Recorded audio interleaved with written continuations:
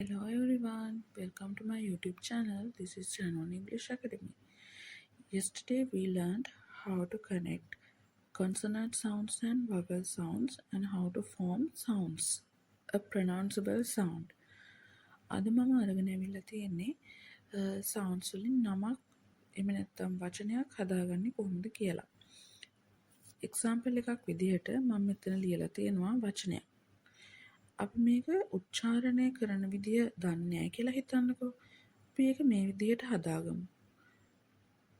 A M A R A A අකුර ශබ්දය තමයි A. M අකුර ශබ්දය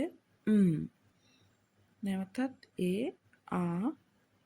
R අකුරේ ශබ්දය R. ඒ අකුර ශබ්දය A. අපිට A ශබ්දය උච්චාරණය කරන්න ලේසි. ඒ නිසා අපි ඒක මුලින්ම ලියා ගන්නවා.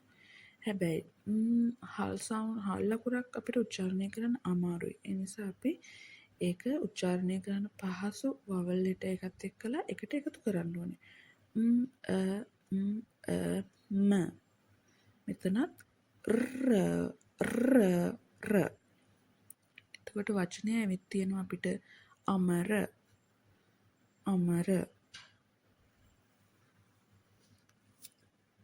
තවත් ඉංග්‍රීසි වර්ඩ් එකක් මම මෙතන අරගෙන තියෙනවා. අපි හිතමු preschool children and grade 1-2 students they are unable to read these words. අපිට පුළුවන් මේගොල්ලන්ට මේ වචන උච්චාරණය කරන්න මේ ක්‍රමයට කියලා දෙන්න.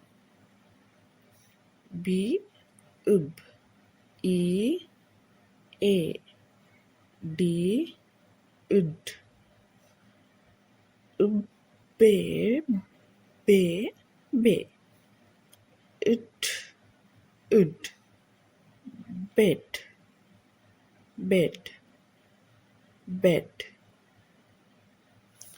මේ විදිහට වචන හදාගන්න හැටි පුංචි දරුවන්ට කියලා දෙන්න. එතකොට එයාලට ඉක්මනින්ම ඉංග්‍රීසි වචන කියවන්න, ලියන්න, ඒගොල්ලන්ගේ නම ලියන්න, ගමක නමක් ලියන්න සහ ඒ වගේම අනිත් ඉංග්‍රීසි වචන කියව ගන්න මේ ක්‍රමය හරිම පහසුයි.